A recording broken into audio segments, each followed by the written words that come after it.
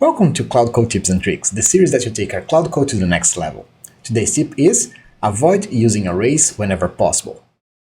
Array operations are very heavy to process and can make your app really slow, and we have other data types that can substitute arrays in some cases, for instance pointers and relations. You can have multiple pointers or a relation with multiple objects instead of an array, and if that fits your case, it is a better option.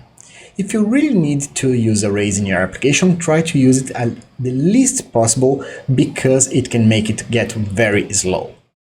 So, if you found this video helpful, please click the like button and consider subscribing to the channel so it can help us grow. Also, share this link with a friend and they can learn something too.